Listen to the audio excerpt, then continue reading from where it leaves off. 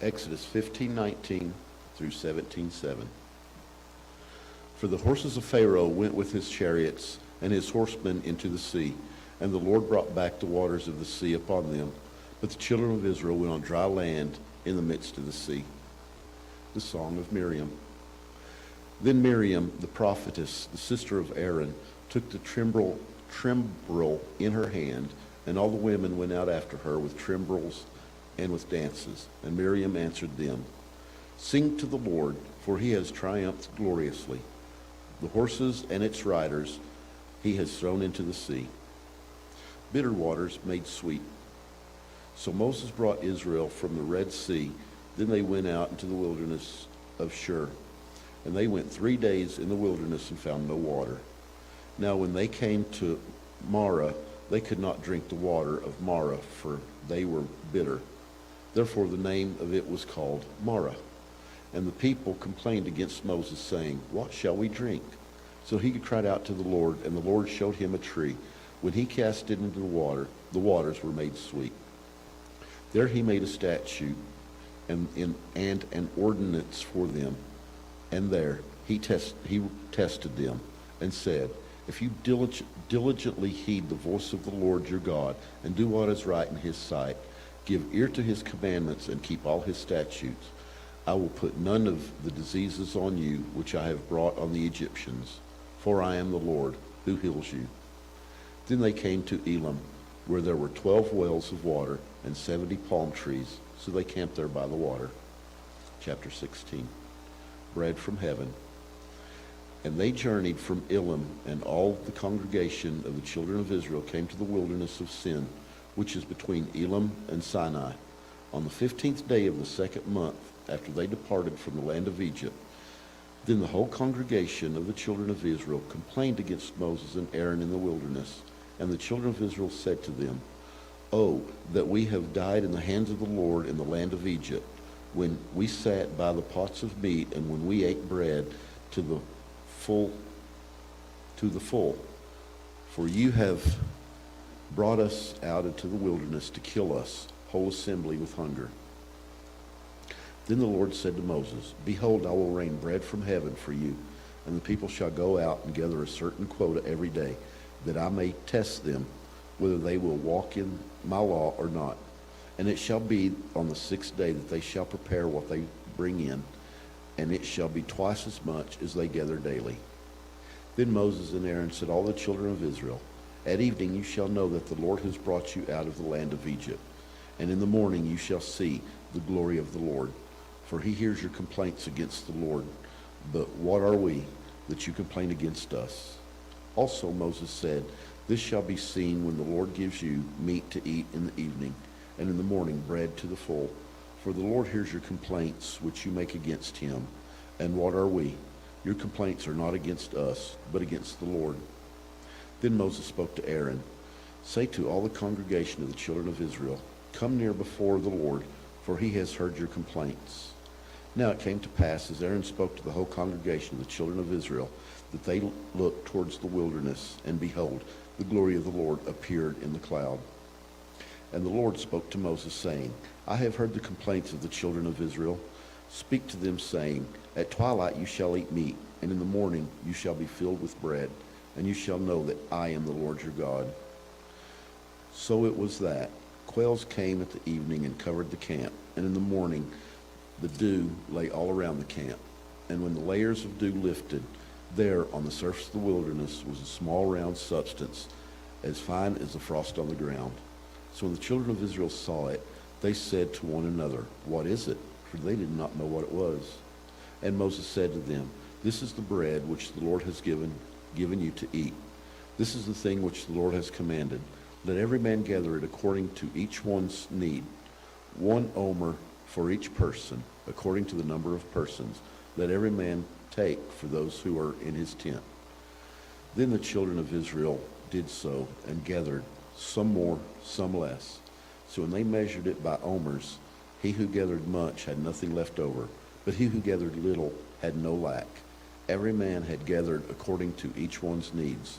And Moses said, Let no one leave anything of it till morning. Notwithstanding, they did not heed Moses, but some of them left part of it until morning, and it bore worms and stank. And Moses was angry with them. So they gathered it every morning, every man according to his needs, and when the sun became hot, it melted. And so it was on the 6th day that they gathered twice as much bread, 2 omers for each one. And all the rulers of the congregation came and told Moses. Then he said to them, "This is what the Lord has said. Tomorrow is a Sabbath.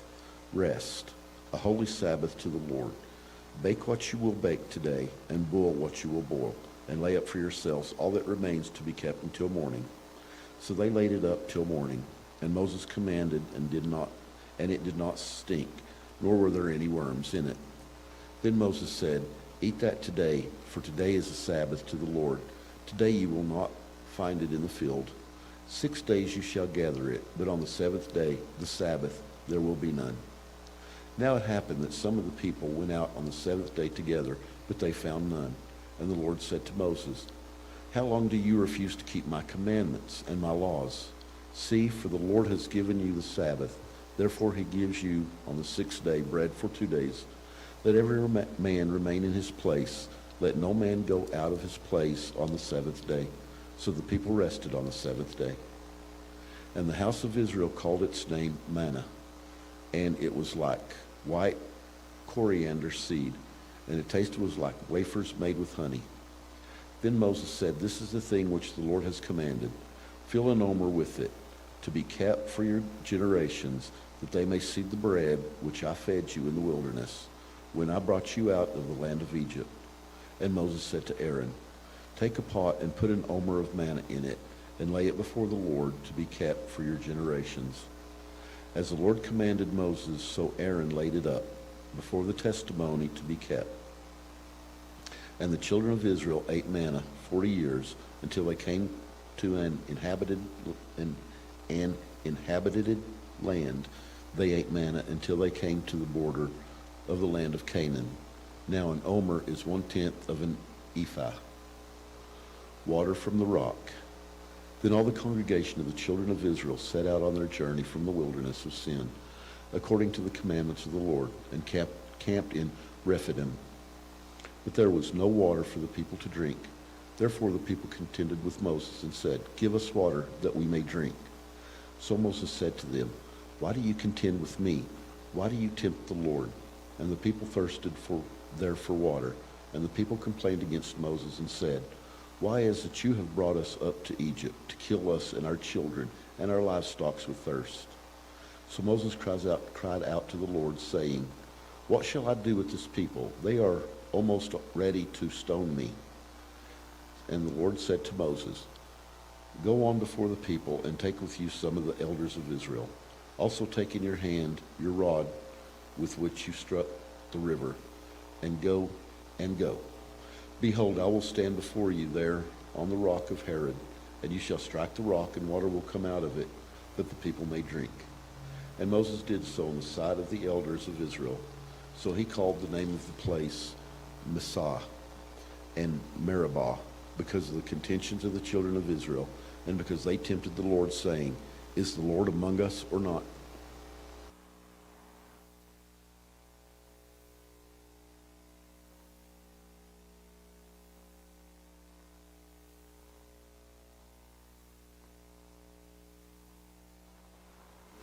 Matthew 22, 1 through 33. The parable of the wedding feast. And Jesus answered and spoke to them again by parable, and said, "The kingdom of heaven is like a certain king who arranges a marriage for his son, and sent out his servants to call those who were invited to the wedding, and they were not willing to come. Again he sent out other servants, saying, 'Tell those who are invited, see, I have prepared my dinner. My oxen and fatted cattle are killed. All the things are ready. Come to the wedding.' But they made light of it and went their way, one to his own farm, another to his business. And the rest seized his servants, treated them spitefully, and killed them. But when the king heard about it, he was furious, and he sent out his armies, destroyed those murderers, and burnt up their cities. Then he said to his servants, 'The wedding is ready, but those who were invited were not worthy. Therefore go into the highways, and as many as you find, invite to the wedding." So those servants went into the highways and gathered up together all whom they found, both bad and good, and the wedding hall was filled with guests. But when the king came in to see the guests, he saw a man there who did not have on a wedding garment. So he said to him, "Friend, how did you come in here without a wedding garment?" And he was speechless. Then the king said to the servants, "Bind him hand and foot, take him away, and cast him out into darkness. There will be a weeping and gnashing of teeth. For many are called, but few are chosen." The Pharisees, is it lawful to pay taxes to Caesar? Then the Pharisees went and plotted how they might entangle him in his talk. And they sent to him their disciples with the Herodians, saying, "Teacher, we know that you are true, and teach the way of God in truth, nor do you care about anyone, for you do not regard the person of men. Tell us, therefore, what do you think? Is it lawful to pay tax to Caesar or not?" But Jesus perceived their wickedness and said, "Why do you test me, you hypocrites? Show me the tax money." So they brought him a denarius. And he said to them, "Whose images and inscription is this?" They said to him, "Caesar's." And he said to them, "Render therefore to Caesar the things that are Caesar's, and to God the things that are God's." When they had heard these words, they marveled and left him and went their way. The Sadducees, what about the resurrection? The same day the Sadducees, who say there is no resurrection, came to him and asked him, saying, "Teacher, Moses said that if a man dies having no children, his brother shall marry his wife and raise up offspring for his brother. Now there were with us 7 brothers. The first died after he married, and having no offspring, left his wife to his brother. Likewise the second also, and the third, even to the 7th. Last of all the women died also. Therefore in the resurrection, whose wife of the 7th will she be? For they all had her." Jesus answered and said to them, "You are mistaken, not knowing the Scripture nor the power of God. For the resurrection they neither marry nor are given in marriage, but are like angels of God in heaven. But concerning the resurrection of the dead, have you not read what was spoken to you by God, saying, 'I am the God of Abraham, the God of Isaac, and the God of Jacob'? God is not the God of the dead, but of the living." And when the multitudes heard this, they were astonished at his teaching.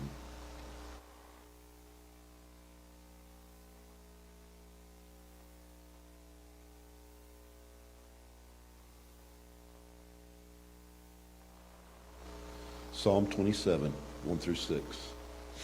An exuberant declaration of faith, a psalm of David. The Lord is my light and my salvation. Whom shall I fear? The Lord is my strength of my life. Of whom shall I be afraid? When the wicked come against me to eat up my flesh, my enemies and foes, they stumble and fall and fell.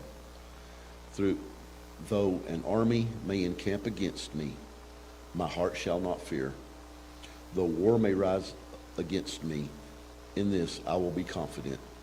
One thing I have desired of the Lord, that I will seek, that I may dwell in the house of the Lord all the days of my life, to behold the beauty of the Lord, and to inquire in his temple. For in the time of trouble he shall hide me in his pavilion. In the secret place of his tabernacle he shall hide me. He shall set me high upon a rock. And now my head shall be lifted up above my enemies all around me. Therefore I will offer sacrifices of joy in his tabernacle. I will sing, yes, I will sing praises to the Lord.